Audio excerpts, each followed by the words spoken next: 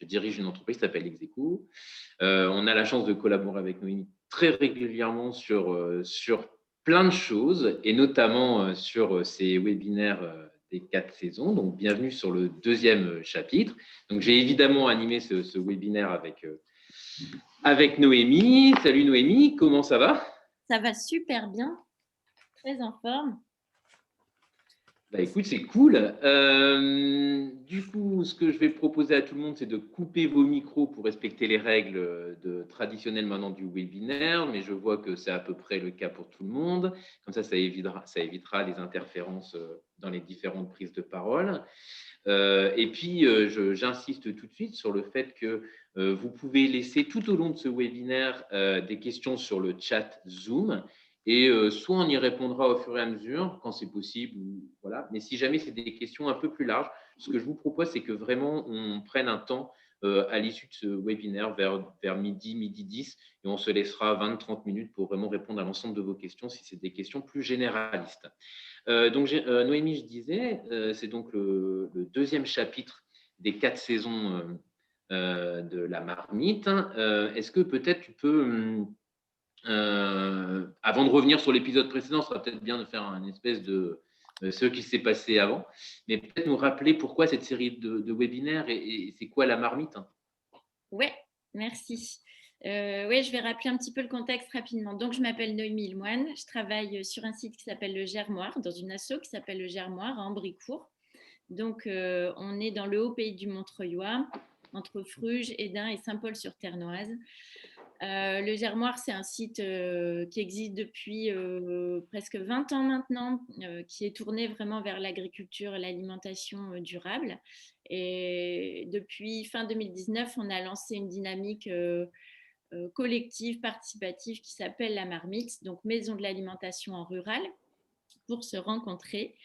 On a eu assez vite pas mal de partenaires autour de nous, de gens qui ont dit mais nous on partage l'enjeu de l'alimentation durable et on a envie simplement d'accompagner les gens à se réapproprier les questions d'alimentation, de faire bouger les lignes, de travailler pour un système alimentaire plus autonome, plus résilient et surtout aussi d'avoir de l'accessibilité en gardant en tête notre contexte à nous qui est surtout un contexte rural. Hein.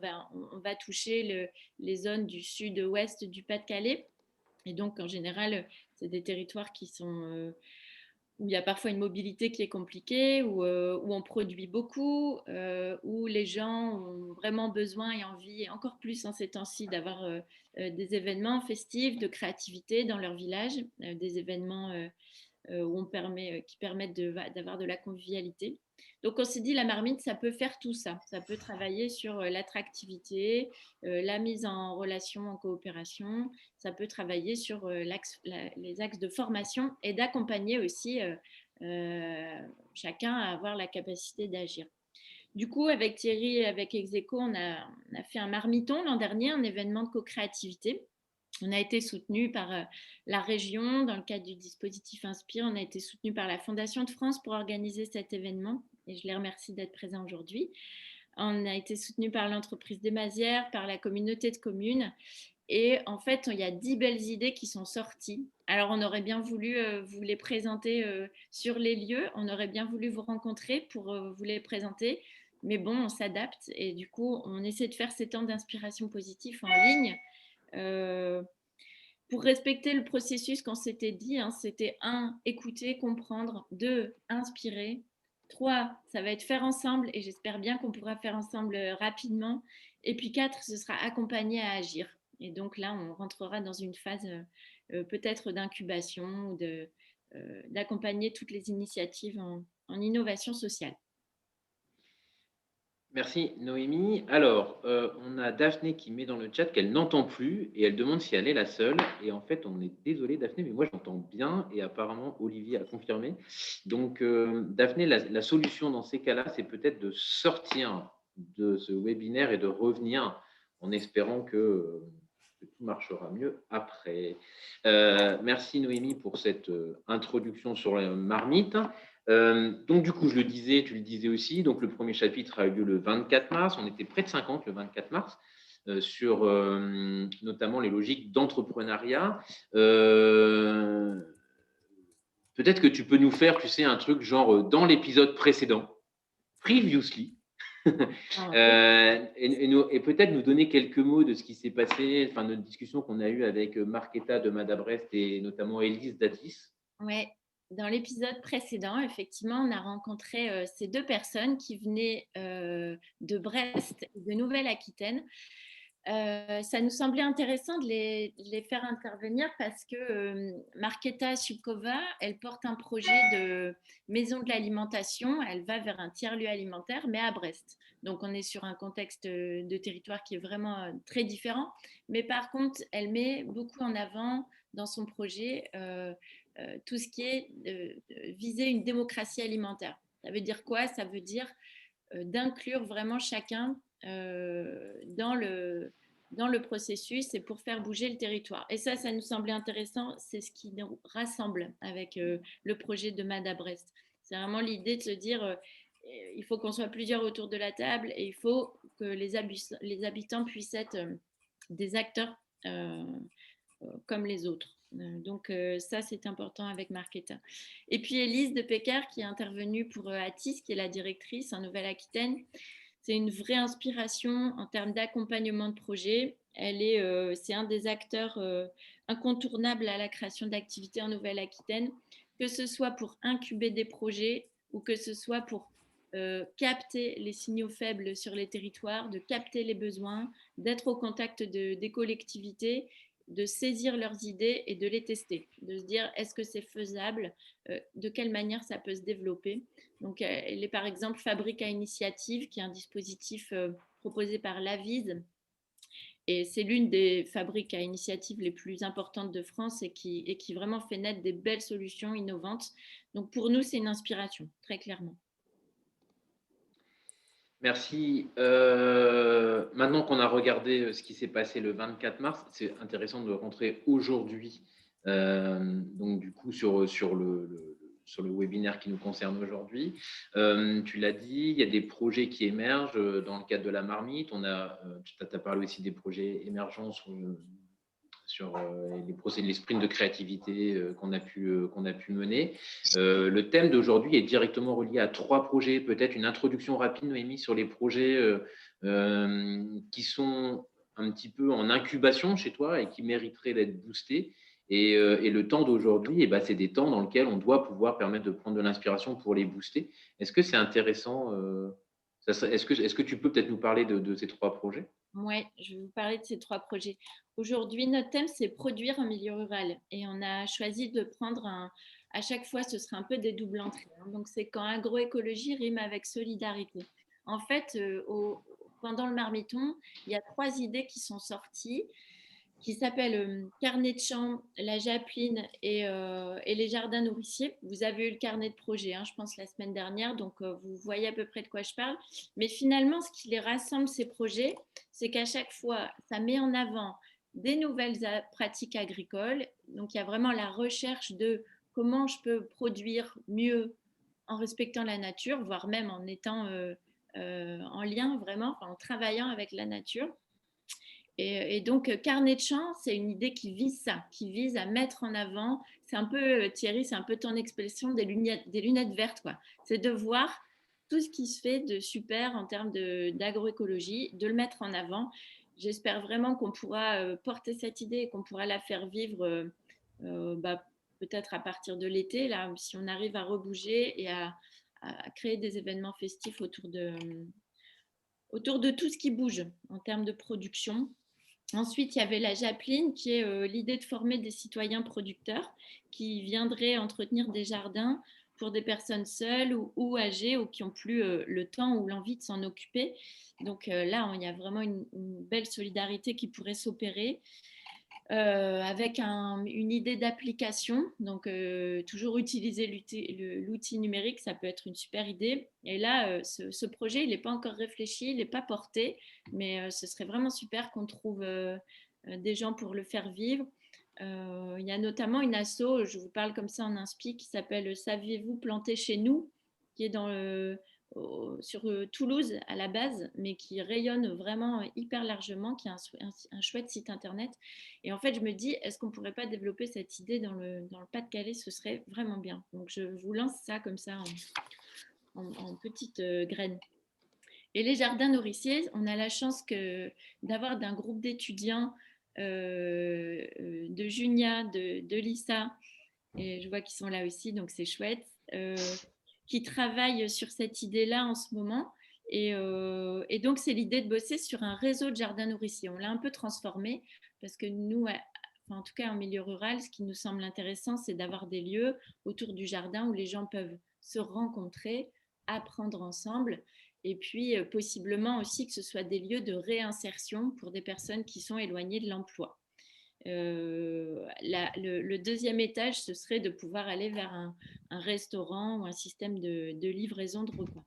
Et là, on a déjà des choses qui existent, nous, dans le Montreuilois, donc on verra en troisième témoignage, et puis voir comment on peut développer ce réseau de jardins nourriciers. Voilà. Merci Noémie. Alors du coup, je vois que Chloé répond au fur et à mesure sur le chat, mais comme ça, je fais un message généraliste à tout le monde. Oui, vous aurez le droit à un carnet de projet. Voilà. Donc, vous recevrez par email, comme vous vous êtes inscrit, que vous avez laissé votre email et que votre email fonctionne puisque vous êtes avec nous ce matin et que vous avez reçu le lien. Donc, du coup, vous recevrez le carnet de projet dans lequel sont présentés les 10 projets qui sont aujourd'hui en stade de réflexion, incubation, donc, et qui sont nés des processus de créativité, notamment sur le marmiton. Et l'autre question posée par Daphné, c'est est-ce qu'il existe un enregistrement de ce qui s'est passé le 24 mars? La réponse est oui. Et on pourra vous envoyer un lien, peut-être Chloé, on pourra envoyer un lien avec le mail dans lequel on mettra les carnets de projet.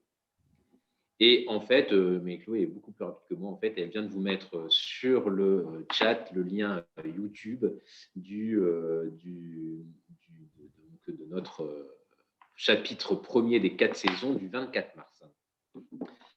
Voilà, voilà pour l'introduction. Je propose de découvrir qui sont les intervenants du jour, en commençant par Bénédicte. Bonjour Bénédicte. Bonjour à tous. Bonjour Bénédicte. En fait, avant de rentrer dans le vif du sujet, j'aimerais, si c'est possible, que tu te présentes, Bénédicte. Qui es-tu? Bien sûr. Alors, donc, moi, je suis Bénédicte Trocmé. Je suis chargée de développement pour l'association APF France Handicap sur les territoires, on va dire, du sud du Pas-de-Calais. Donc, Arras, Lens, Béthune, Saint-Paul-sur-Ternoise, Montreuilois, voilà, vraiment toute cette zone au sud du département.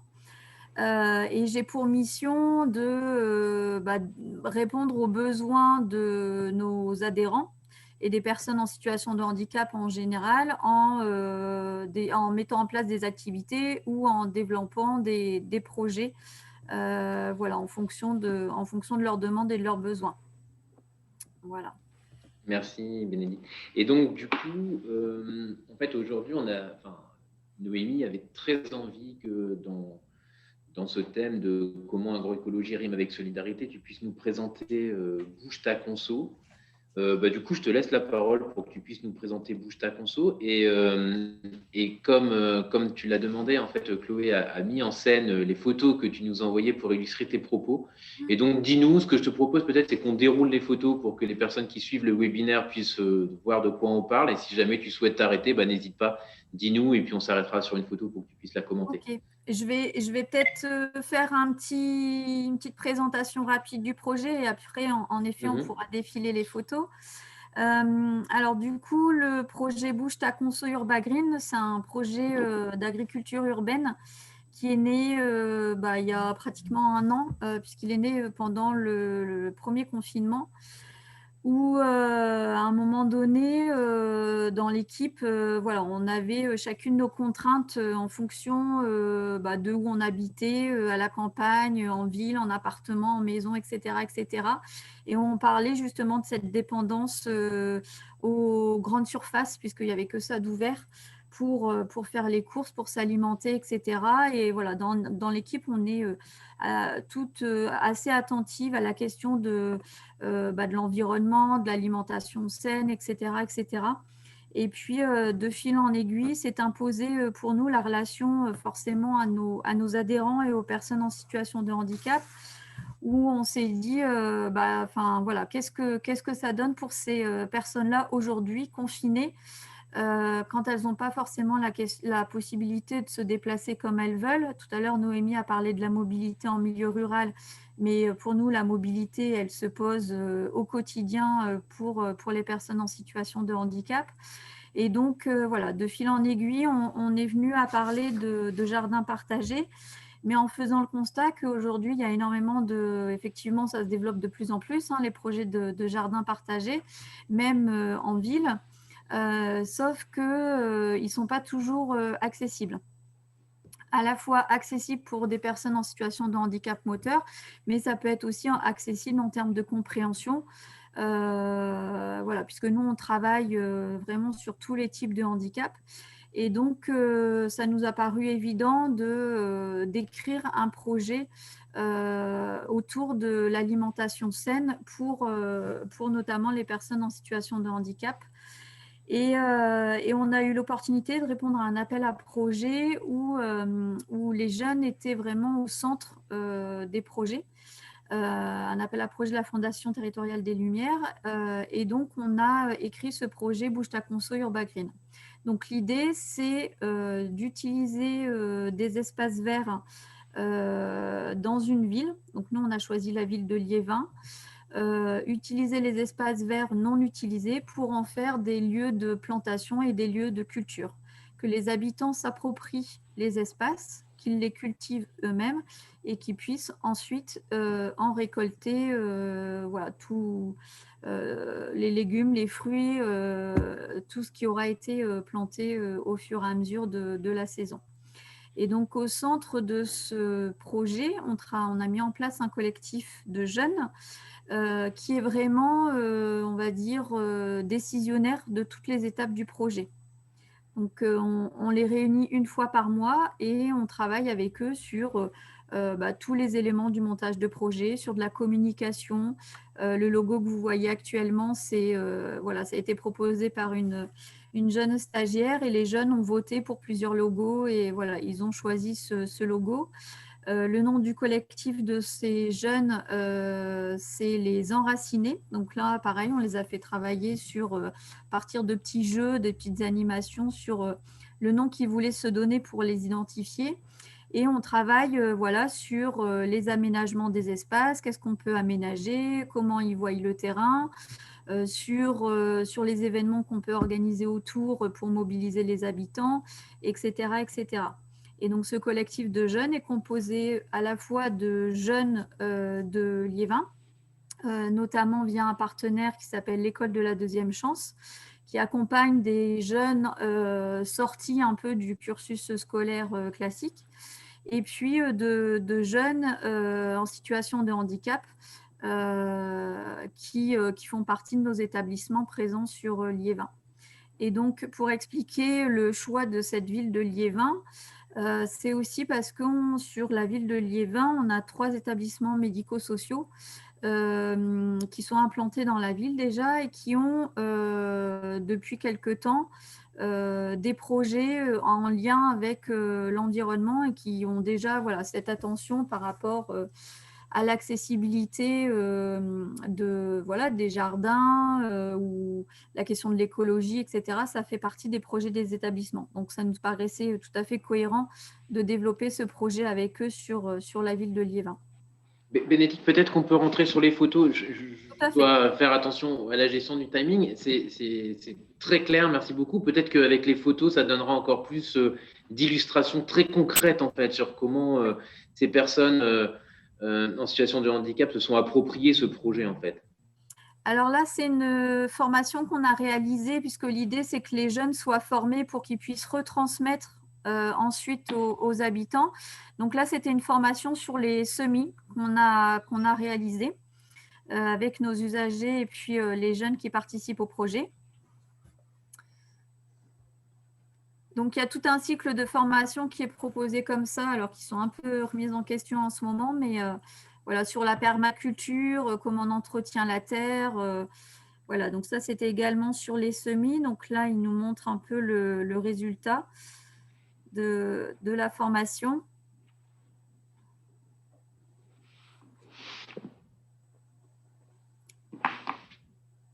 Je ne sais pas si je peux, non, moi, je n'ai pas la main. Ouais, Alors ça, c'était, on a visité tous les espaces verts. Donc ça, c'est un jardin qui est rattaché à un de nos établissements qui jusqu'à maintenant était réservé aux usagers de l'établissement et qui désormais sera ouvert à la population. Voilà, donc ça, c'est un exemple de jardin aménagé exprès pour des personnes en fauteuil.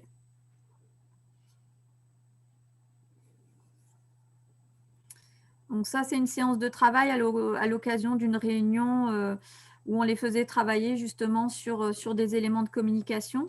Et ça, c'est 2 jeunes femmes qui sont au sein de notre accueil de jour et qui nous montrent un peu déjà la démarche présente au sein de l'établissement, à la fois en termes de compostage, en termes de plantation. Voilà, donc tout ça ça reprend un peu ce que je vous disais tout à l'heure, où il y a déjà des habitudes au sein de nos établissements sur le sujet.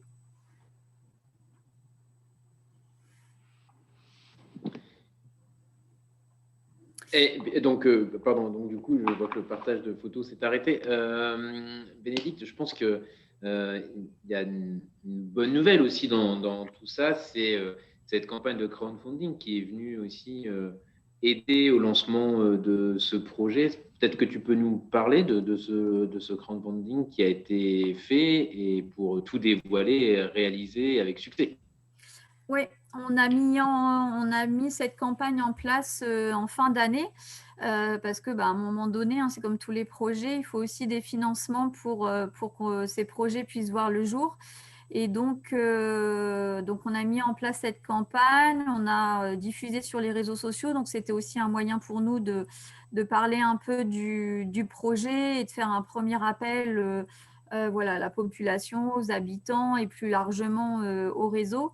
Et donc, effectivement, alors on était parti sur une petite enveloppe de 5 000 €, mais on a effectivement réussi à remplir notre cagnotte. Donc, c'était une première participation et du coup, ça permettra d'acheter notamment une partie du matériel, puisque comme on travaille avec des personnes en situation de handicap, on n'utilise pas du matériel de jardinage classique, ou en tout cas en partie, mais il y a aussi une partie de matériel adapté. Les prochaines échéances, du coup, c'est ça, Bénédicte, c'est l'achat de matériel pour les personnes en situation de handicap. Est-ce qu'il y a des échéances à court et moyen terme, peut-être?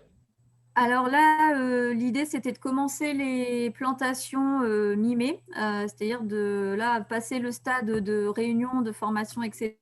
et de vraiment rentrer dans le vif du sujet. Je ne vous cache pas qu'avec la situation, on prend énormément de retard, encore plus. Là, jusqu'à maintenant, sur les réunions, on arrivait un peu à se dépatouiller. Là, avec le nouveau reconfinement, ça devient plus que compliqué. On est sur un projet qui nécessite à un moment donné de faire avec la nature. Vous savez ce que c'est. Donc là, ça devient un peu difficile. Mais bon, en tout cas, voilà, ce qui est prévu, c'est en mai les premières plantations. Et puis les habitants, tout le travail de mobilisation des habitants en même temps. Du coup, moi, ce que j'aime bien, Bénédicte, c'est finir ces interventions par peut-être un message positif. Honnêtement, on oublie aussi parfois que ces personnes en situation de handicap sont aussi en fait isolées. Donc, un message positif ou alors peut-être une demande, peut-être qu'on est une trentaine de connectés. Là, peut-être qu'il y a des personnes qui vont pouvoir lever la main en disant, mais moi, je peux filer un coup de main. Donc voilà, c'est un peu comme tu veux, soit une demande, soit un message positif, soit les deux, Bénédicte, comme tu veux. Alors, je vais faire les deux. Effectivement, on a besoin de bénévoles, de jardiniers bénévoles pour nous aider à lancer le projet, parce que c'est un projet qui repose sur la mobilisation des habitants, mais il faut quand même un peu de monde quand même pour lancer le projet. Donc ça, c'est une première chose. Et sinon, le message positif que je voudrais faire passer, c'est que là, on est sur une expérience un peu particulière qui mêle tout type de public, notamment effectivement d'un public en situation de handicap. Et le projet prend vraiment bien au niveau de la cohésion du groupe et ça, c'est hyper enrichissant.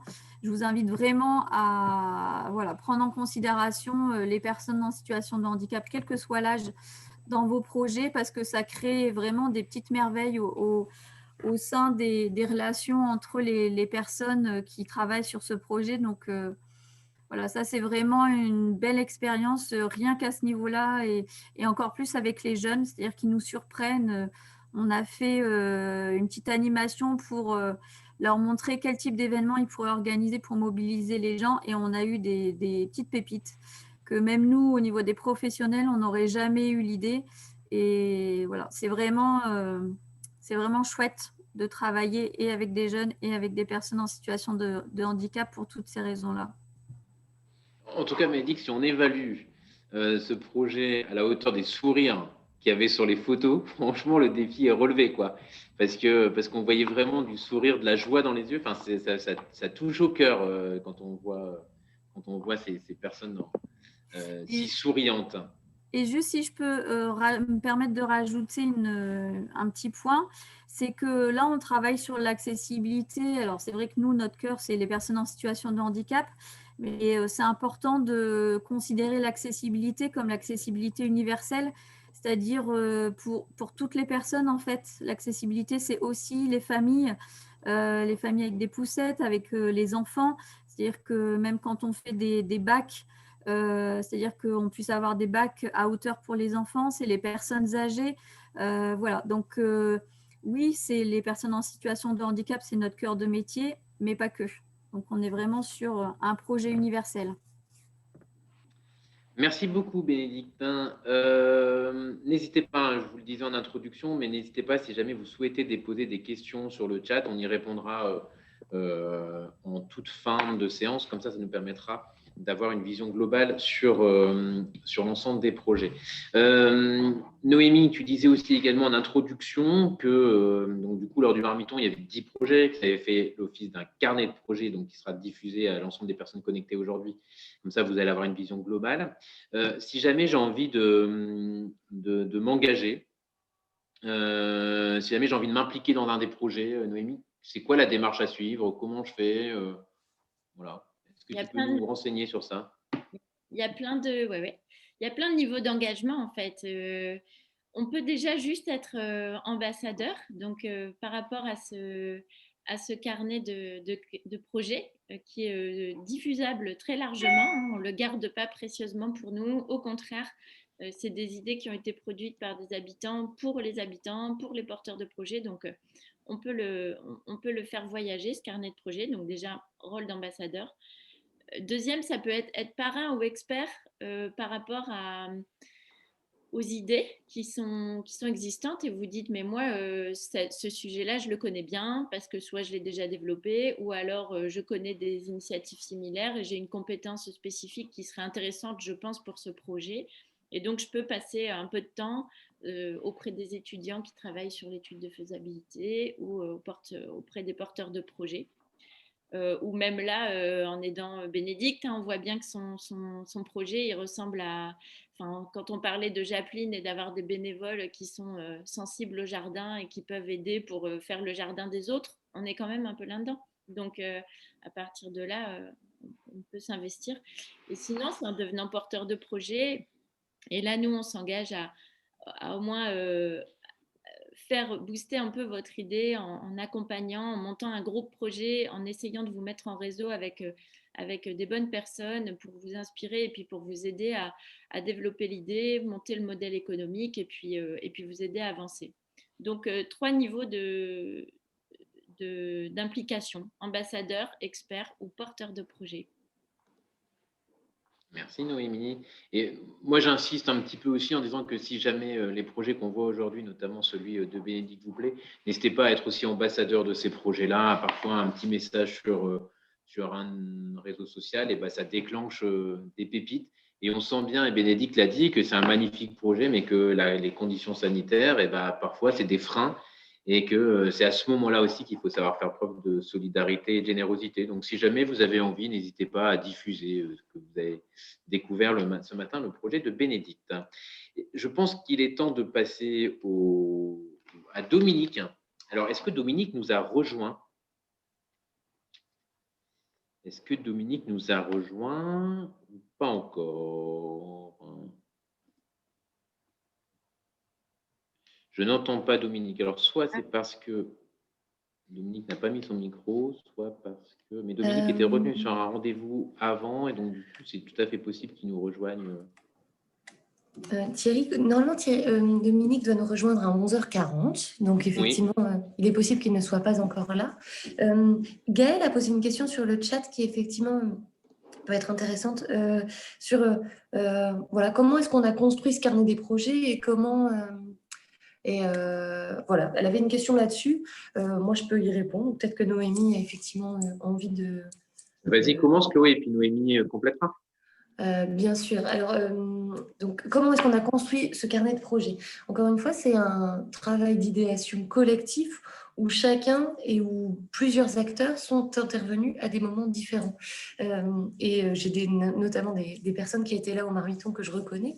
Mais donc, comme vous l'a dit Noémie, il y a eu un marmiton au mois d'octobre, un sprint de créativité dans lequel nous avons réuni une soixantaine de personnes, une soixantaine de citoyens et d'acteurs du territoire.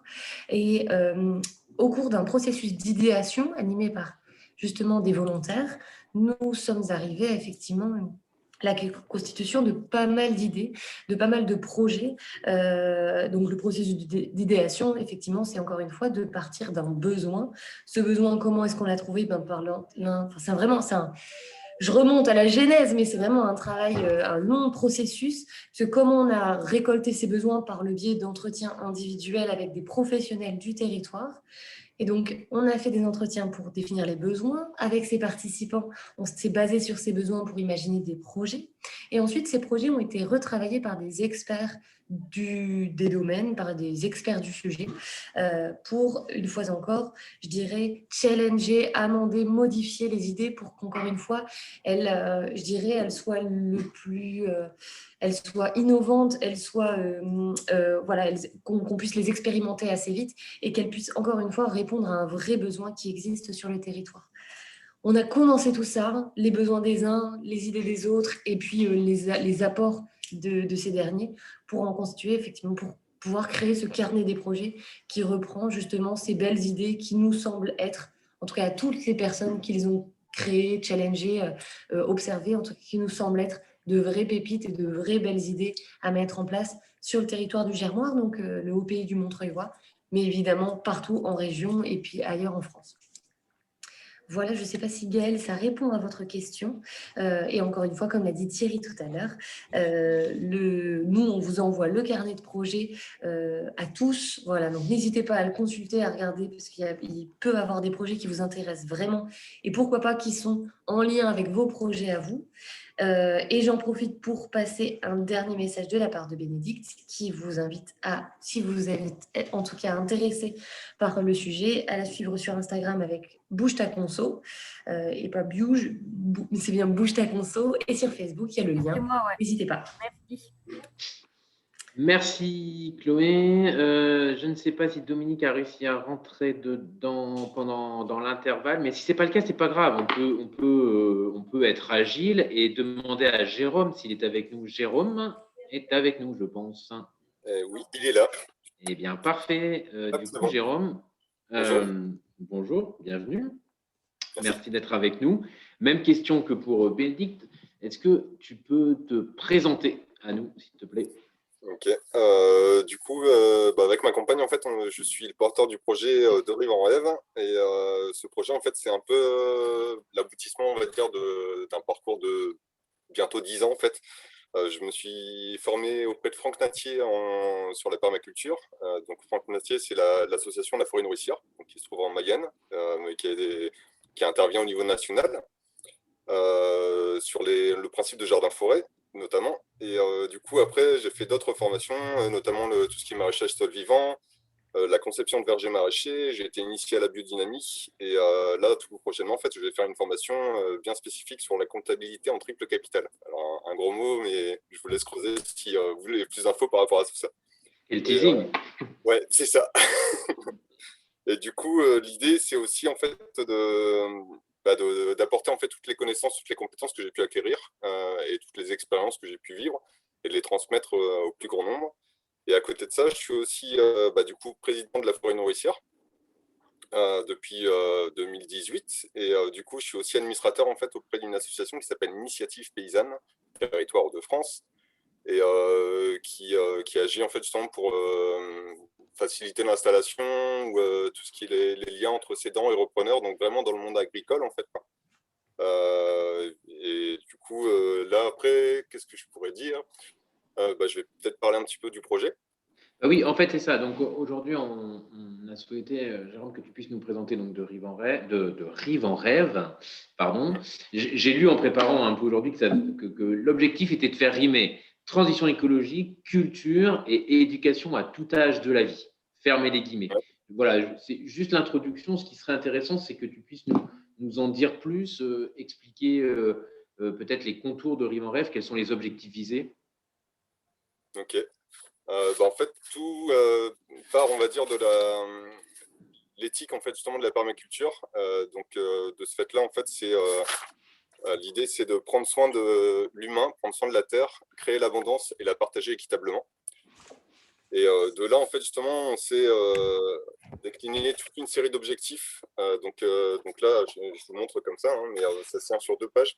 Je ne vais pas tout lire parce que ça prendrait trop de temps. Mais du coup, il y a les objectifs généraux et à chaque fois, justement, est décliné en fait les objectifs opérationnels. Moi, je vais juste en prendre un, par exemple, pour le prendre soin de l'humain. L'idée, c'est de contribuer à la qualité de la vie, assurer le bien-être et la santé de tous les êtres vivants, créer une communauté apprenante pour tendre vers l'autonomie, encourager le public à une consommation locale sobre et respectueuse du vivant, végétal, animal, humain, participer à l'éducation à l'environnement. Et de là, en fait, on a décliné toute une série d'objectifs opérationnels. La visite de jardin, les sorties, des chantiers nature, des ateliers du travail qui redit. Encore un autre thème qui nous tient à cœur, en tout cas ici. Donc, c'est inspiré des travaux de Johanna Messi, qui est éco-psychologue.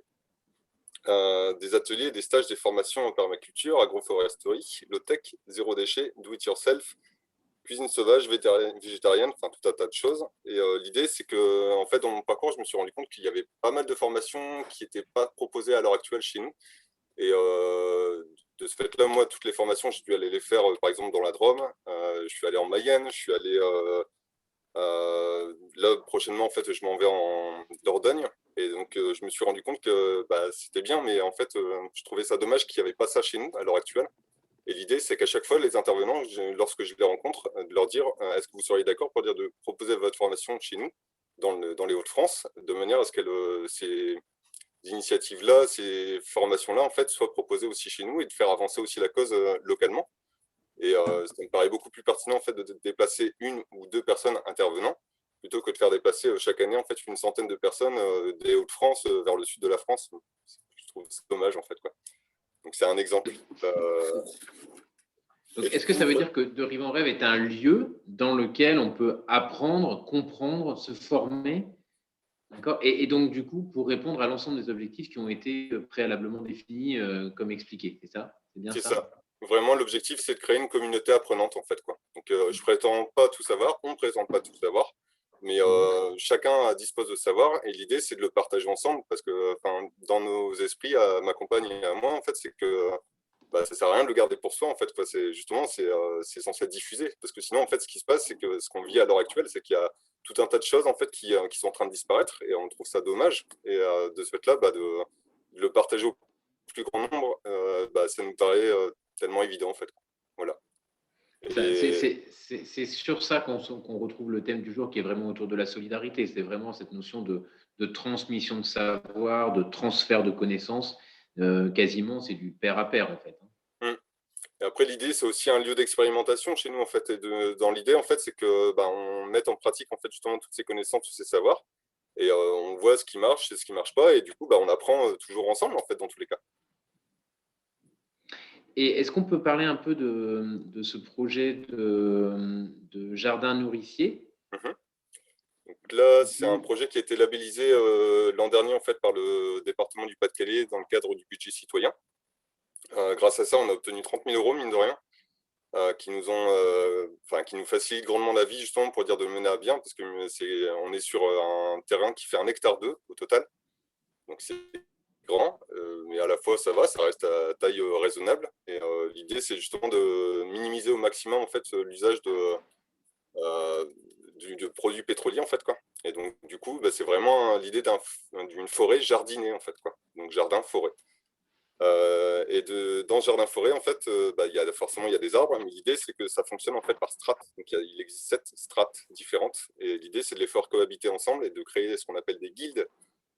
Et du coup, toutes ces plantations, en fait, permettent à la fois d'obtenir des légumes, des fruits, des baies, des noix, des graines, des épices, des plantes aromatiques, médicinales et tinctoriales, des champignons, des céréales, du feuillage, de la sève, du miel, du pollen, des œufs, enfin vraiment tout un tas de choses. Et ce, dans un territoire vraiment limité, en fait, quoi. C'est de créer vraiment un jardin nourricier, en fait.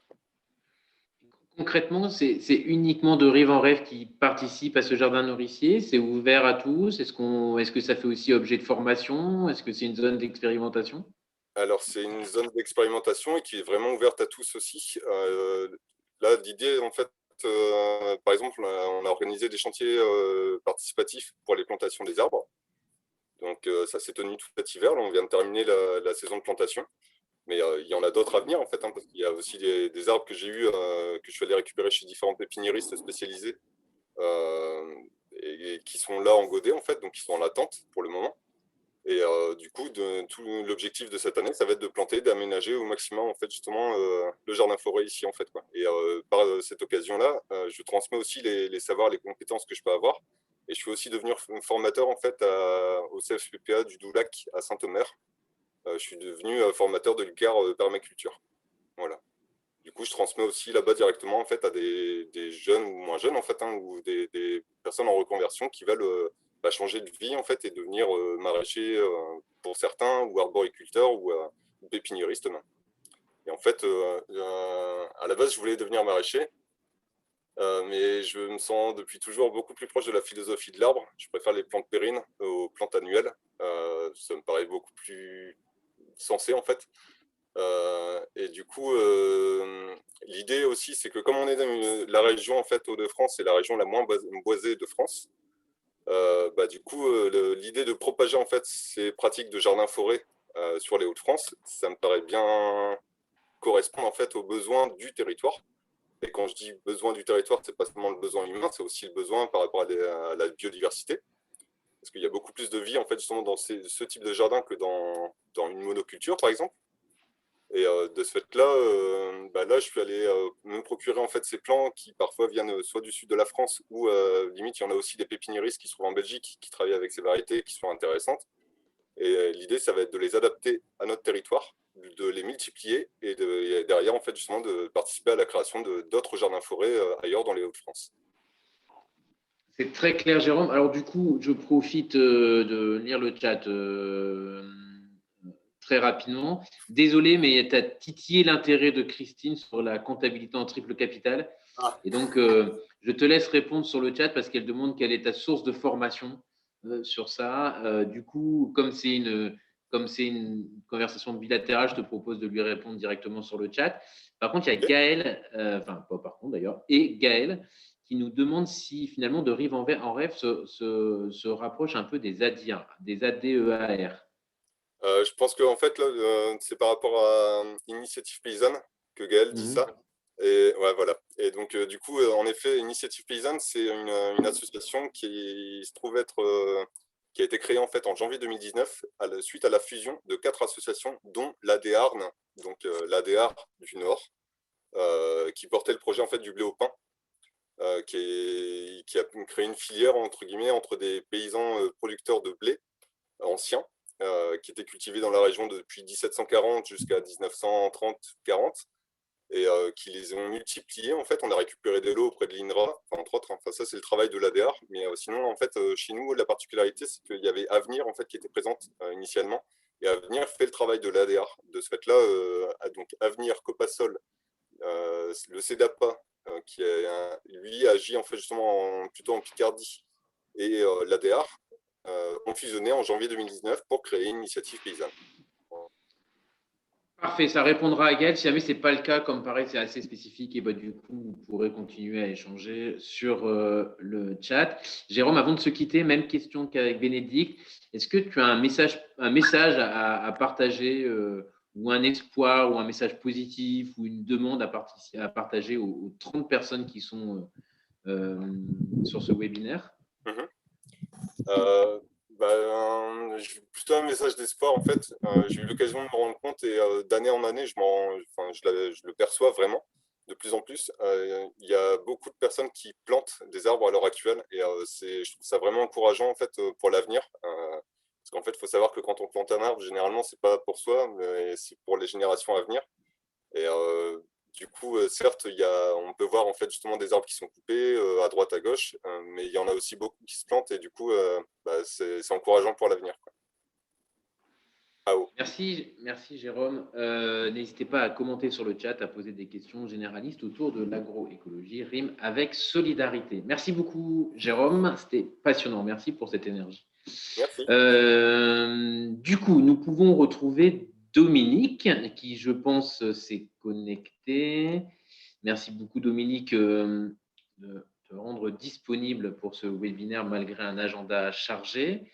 Dominique, bienvenue dans ce webinaire. Donc, nous avons écouté Bénédicte et Jérôme. J'ai commencé avec Bénédicte et Jérôme, toujours avec la même question, c'est qui es-tu, Dominique? Est-ce que tu peux te présenter en quelques mots, s'il te plaît? Oui, alors je suis en fait au départ un militant qui essaie de marier depuis 30 ans l'écologie et le social de façon plutôt heureuse. J'en suis plutôt content. Et donc, je suis donc directeur des Anges Gardins, chef de projet d'écopole alimentaire.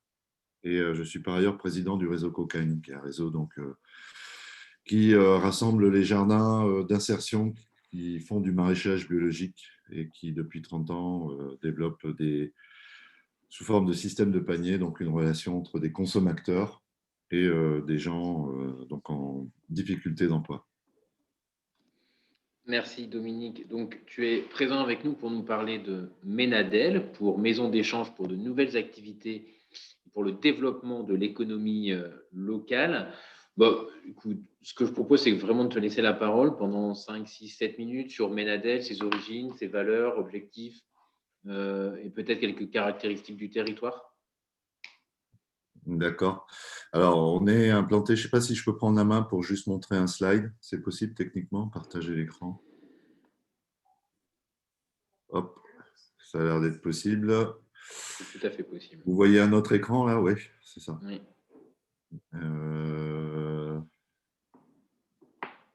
Attendez, je me mets sur la bonne slide.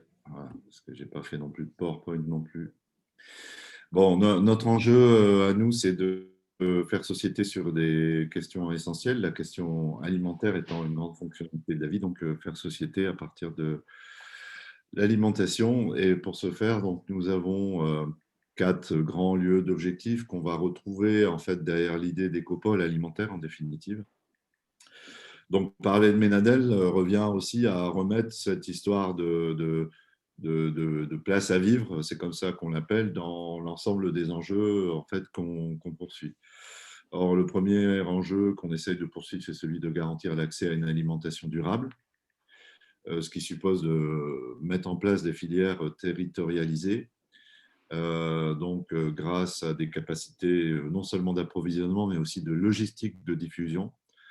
On le fait donc dans le cadre de patronymes qui s'appellent Terre de Opale et de Goël, mais l'idée c'est aussi de rassembler d'autres acteurs de circuits courts pour arriver à avoir un meilleur impact sur en fait, la prise en compte de cette offre d'alimentation locale ou durable avec les bassins de consommation, que sont l'agglomération Lens-Liévin, 250 000 habitants, et le littoral, où nous sommes aussi historiquement implantés. Alors, le deuxième travail qu'on va faire pour garantir l'accès à l'alimentation durable, et qui fait lien avec ce que j'ai un peu entendu du précédent interlocuteur, c'est qu'il faut aussi compléter la gamme. Voilà, Jérôme, je suis désolé vraiment d'être arrivé comme ça, comme je suis dans la soupe, de compléter la gamme et d'anticiper les changements climatiques dans le cadre de la mise à disposition de la possibilité d'avoir cette gamme. Si on prend un exemple dans la région qui peut peut-être nous parler, c'est qu'aujourd'hui, c'est de plus en plus difficile d'avoir du fruit dans notre région, du fruit de qualité. Des cailloux, on peut toujours en avoir en guise de fruits. Mais pour ce qu'il s'agit d'avoir des fruits de qualité, ça devient, je ne sais pas si vous l'avez observé, une sinécure. Tout ça peut s'expliquer, mais je n'ai pas le temps. Pour autant, il faut qu'on réagisse. Donc, l'idée, c'est notamment de mettre en place, en fait, un archipel fruitier, notamment au cœur du bassin minier, pour être en mesure, dans cette région, dans le contexte pédoclimatique, est plutôt favorable aux grandes cultures, donc dont les professionnels n'ont jamais travaillé vraiment le fruit, à part l'arboriculture, pommes essentiellement, et dans des localités plutôt avenois, sud du département du Pas-de-Calais.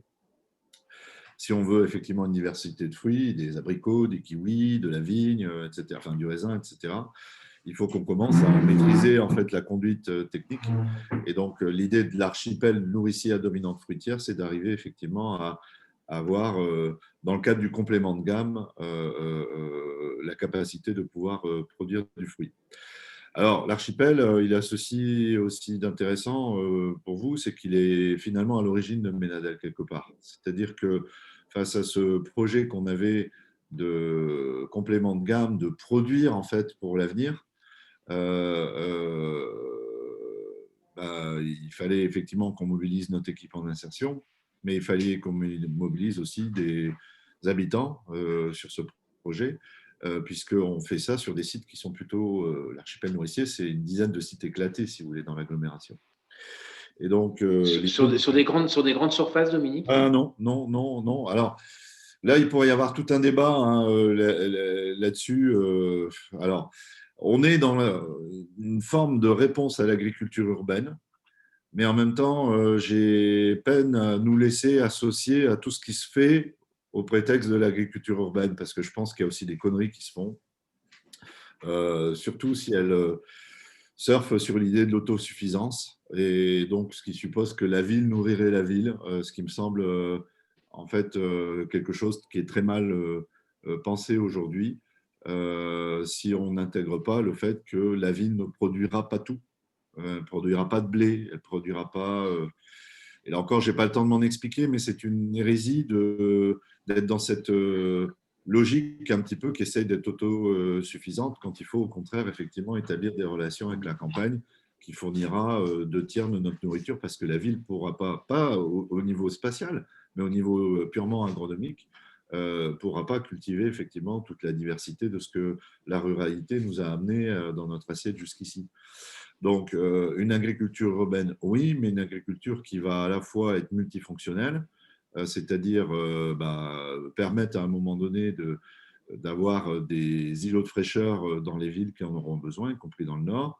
Une agriculture qui va permettre à un moment donné d'être justement sur ce complément de gamme et qui va être adaptée aux petites surfaces. Et enfin, une agriculture qui va surtout, et là je le dis avec beaucoup de véhémence, et j'en suis désolé pour ceux qui sont partisans, une agriculture qui gardera un contact avec le sol et qui se gardera bien de partir dans des délires technologiques de ferme verticale qui ne pourront être aujourd'hui soutenus que par les capitaux des GAFA, comme c'est en train de se passer actuellement. Bref, je ferme cette parenthèse si vous le voulez bien. Donc, compléter la gamme, c'est ça. L'agriculture urbaine, c'est voir ce qui peut, sans entacher la capacité des territoires ruraux de continuer à vivre de l'agriculture, d'arriver effectivement à avoir une ville qui soit elle aussi productive sur des espaces qui seront multifonctionnels. Le fruit, par exemple, va bien avec les petites surfaces. Il ne faut pas oublier qu'en ville, Bon, même si c'est vrai aussi à la campagne, mais pour une autre raison, en ville, on a aussi des problèmes, surtout dans le nord, de pollution en fait, des sols. Donc, ça rend le travail quand même un petit peu plus scientifique et technique que de produire en ville. Vous pouvez bien évidemment créer des évitements en faisant de l'agriculture hors sol, mais une fois de plus, je pense que cette agriculture, peut-être qu'elle sera nécessaire, peut-être plus tard, si vraiment on n'est plus capable d'avoir du sol vivant. Mais moi, je trouve que c'est plus une source d'inquiétude que de solution dans l'intérêt des gens que de pratiquer de l'agriculture hors sol. Alors, pour arriver à ce que les gens… donc oui, ce que je vous disais, c'est que l'archipel nourricier, en fait, c'est ce qui a prétexté à ce qu'on ait l'aide des gens. D'accord ? Donc de la population pour réussir ce pari. Ce qui fait que les gens s'engagent dans des actions qui n'ont pas de prix. Ils vont planter des fruitiers pour l'avenir, ils vont organiser une biodiversité autour de tout ça. Ça n'a pas de prix. Et comme vous le savez, comme il n'y a pas de prix, il n'y a pas d'indicateur comptable, il n'y a pas de métrique comptable. Et comme il n'y a pas de métrique, il n'y a personne qui finance. Il n'y a pas ce soutien effectif, effectivement, à toutes ces choses qui n'ont pas de prix que les gens font. Donc, c'est la raison pour laquelle on a inventé, nous, une monnaie qui s'appelle la manne, monnaie d'une autre nature pour de nouveaux échanges. Ce n'est pas du tout de monnaie complémentaire, c'est vraiment une création monétaire au sens de dire si ce qu'on fait n'a pas de prix, on va organiser nous-mêmes notre propre métrique, qui est la métrique de l'engagement des gens pour des choses qui n'ont pas de prix. Donc, vous le voyez, à modéliser une économie sur ce qui n'a pas de prix. Hein, je ne sais pas si vous voyez toujours le diaporama, là, enfin, oui, toujours. Que je passe, fait partie effectivement de nos grands objectifs. Alors, les gens, quand ils gagnent de la manne, bah, ils peuvent la dépenser en accédant notamment, et pas seulement, donc, au bien vivre alimentaire. Pour nous, c'est très important que si on organise en fait des systèmes, des filières territorialisées, par exemple bio, local et solidaire, ce soit vraiment accessible à toutes les populations. Ce qui suppose effectivement que les questions économiques soient réglées et qu'à un moment donné, on puisse ouvrir les chakras des mangeurs, ouvrir les horizons des mangeurs. Et pour faire tout ça, pour arriver à faire cette cohésion, réunir les acteurs, pour arriver effectivement à faire en sorte que toutes les catégories de mangeurs soient associées, on a inventé cette idée un peu de place à vivre. On pourrait parler de tiers-lieux commensal, de tiers-lieux nourriciers. Hein. Dans une place à vivre, on va y retrouver, donc c'est Bénadel et Saint-Hubert, c'est ça la place à vivre. On va y retrouver en fait un lieu où on va pouvoir non seulement faire de l'intermédiation pour arriver à reprendre en main notre destin alimentaire, c'est-à-dire posséder en fait les rênes tous ensemble de ce qui est les grandes fonctionnalités de notre vie. On voit bien comment par rapport au Covid, mais même avant, comment toute cette question est un peu chahutée parce qu'elle a été déléguée. Les gens n'ont plus forcément de pouvoir sur leur alimentation. Donc reprendre du pouvoir sur l'alimentation par des choses quotidiennes et pas simplement qu'une activité de plaidoyer, ça va être effectivement une des grandes fonctions des places à vivre. Alors dans les places à vivre, on va créer en fait des lieux de rassemblement des protagonistes en fait des filières territorialisées. Il y a quelques jours encore, on a réuni ces acteurs les acteurs en fait qui sont je cherche mes mots, des distributeurs de circuits courts, hein, qui en fait il y en a 6 ou 7 qui agissent par exemple sur le bassin minier. On n'a rien à gagner de se faire de la concurrence, mais tout à gagner à voir de comment on pourrait faire en sorte que, alors que nous touchons, allez, au maximum 3% de la population territoriale à nous tous, on arrive petit à petit à en toucher 10 puis 20 grâce effectivement à nos alliances. Dans une place à vivre, cet effet hub, on va essayer de le stimuler. Deuxième action, c'est effectivement comment on met en place ce système d'échange avec des engagements et de la récompense, osons le mot, récompense, contrepartie, si vous préférez, à l'engagement au travers, effectivement, de la monnaie, d'une autre nature pour de nouveaux échanges. Donc, c'est tout ce qui est autour des chantiers coopératifs, de la dynamique de diffusion et d'échange entre les habitants. Dans une place à vivre, on va aussi voir comment le numérique, tout en se méfiant de ses excès, de ses dangers, on pourrait parler de sobriété numérique dans ce cas-là, parce que c'est aussi quelque chose qui peut être mal manipulé et dangereux pour les gens, faire au contraire que le numérique soit vraiment utile à tous et permettent de mieux, tout autant que ça permet de faciliter l'accès à toute une série de services type déclaration à la CAF, etc. Enfin, vous voyez un petit peu ce qu'on fait, nous, grâce au numérique, mais tout le monde ne le fait pas grâce au numérique. Donc, il y en a qui vont se faire chier à des permanences, qui ne se tiennent d'ailleurs de moins en moins bien, hein, à cause notamment des crises et des économies qui sont réalisées dans les administrations. Bah, faire ces démarches via le numérique, ce n'est pas forcément à la portée de tout le monde. Et à plus forte raison, répondre à ces besoins fondamentaux grâce au numérique et tous les outils open source qui sont proposés, c'est pas, voilà, tout le monde n'y a pas forcément facilement accès. Donc, d'arriver à mettre en place une action, ce qu'on appelle, nous, de la CAF au grenier, hein, c'est un jeu de mots avec la CAF, nous paraît aussi primordial. Voilà, on pourrait faire plein de choses hein, dans ces places à vivre, mais notamment une jonction avec d'autres grandes fonctionnalités de la vie, hein, comme la mobilité, tout ce qui pourrait être des services de repair, etc. C'est ce qu'on fait et c'est ce qu'on vit effectivement autour de cette notion de place à vivre. Alors, il ne faut pas oublier que ces actions dont je vous parle, et j'en terminerai là, elles illustrent, je pense, un nouveau modèle économique, une autre façon de travailler, de faire économie ensemble.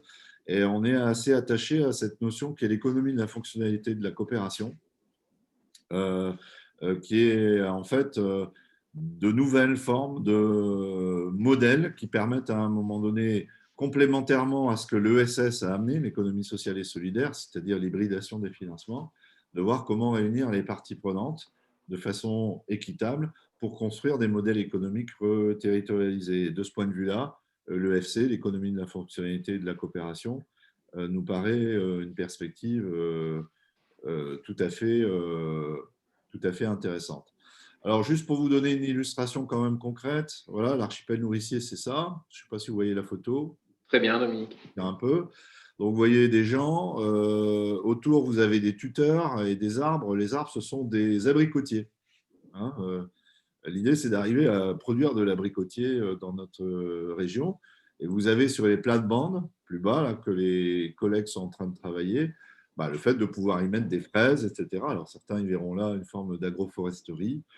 Voilà, c'est en fait vous voyez, les parcelles ne sont pas très grandes. Hein. Vous vous rendez un peu compte, là, vous voyez à gauche, à droite, au fond, on a à peu près la superficie du site qu'on voit là, qui est cité 15.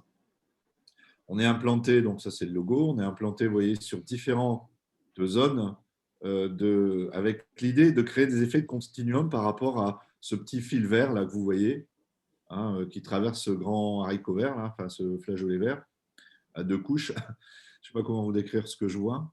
Mais vous voyez un filet vert là. Donc ça, c'est un corridor, comment on appelle ça, pénétrante écologique, un corridor vert. Hein. Et l'idée, c'est de créer des effets de continuum grâce à nos implantations. C'est-à-dire que quand je vous parlais de multifonctionnalité, de faire en sorte que des sites qui ont une vocation nourricière par l'archipel permettent aussi de jouer, d'avoir un effet sur l'emploi et la diversité biologique. Bon, là, on voit une carte avec les implantations, mais vous voyez surtout à un moment donné des photos des terrains que nous cultivons. Et là, vous avez une très belle illustration de chantier coopératif sur un site à Liévin, où vous voyez en fait un de nos employés qui tient la bêche et une personne volontaire qui vient planter des choses au pied des fruitiers. Voilà. Bon, je pense que merci beaucoup, Dominique. Cette minute-là. Ouais, merci, Dominique. Dominique, peut-être une question. Est-ce que des choses similaires existent ailleurs? Est-ce qu'il y a des sources d'inspiration peut-être qu'on pourrait aller voir? Est-ce qu'il y a des communications entre archipels? Voilà. Alors, des sites de l'archipel, avec cette notion, hein, un peu ce concept, j'en connais pas. Alors, tout dépend de quoi on parle. Sur l'archipel nourricier, je n'en connais pas, encore que je viens de raccrocher sur une conférence, c'est pour ça que je n'étais pas avec vous, qui vise à classer en fait le patrimoine fruitiers et les conduites de culture fruitière jardinée au patrimoine immatériel de l'humanité au titre de l'UNESCO. Et je me suis rendu compte lors de ces conférences qu'il y avait des acteurs qui essayent effectivement de développer en effet le fruitier en ville d'une façon un petit peu organique et systématisée. Hein. Donc, il peut y avoir effectivement des exemples, mais je ne peux pas vous les citer précisément. D'accord. En tout cas, c'est une notion de concept global, de dire qu'on y intervient aussi bien sur une dynamique citoyenne, une dynamique de service aux citoyens. Voilà. C'est quand même exclu, enfin, c'est quand même c'est quelque chose je n'ai d'assez pas encore vu, inédit, Los Angeles. D'associer production, organisation des systèmes et des filières, complément de gamme, c'est-à-dire capacité de culture en complément de gamme. C'est vraiment très particulier d'oser produire en complément de gamme. Généralement, on produit une gamme avec les rotations, etc. Nous, on se tire un peu une balle dans le pied d'un point de vue agronomique en disant nous, on va se concentrer sur ce que les autres ne produisent pas pour avoir un effet de complémentation. D'accord. Parfait. Ça, merci beaucoup, Dominique. Référence. Et juste pour terminer, les territoires, les places à vivre font l'objet, alors il y a Noémie aussi qui est dans le coup, d'une réflexion pour sa diffusion dans le cadre d'une action qui s'appelle les territoires à vivre. Et donc, il s'agit effectivement d'implanter ça à la fois dans notre département du 62, mais aussi un peu partout en France. Et d'ores et déjà, le réseau Cocagne et d'autres acteurs du caritatif en fait, se sont associés avec les CIVAM pour développer ce type d'initiative dans le reste de la France, en supposant que c'est effectivement chez nous que c'est né. Merci beaucoup, Dominique. Juste parce qu'on aime pouvoir respecter les horaires, il est 12h10 et c'est l'horaire qu'on avait prévu pour passer au temps de questions-réponses. Donc, du coup, Bénédicte, Jérôme et Dominique, on a des questions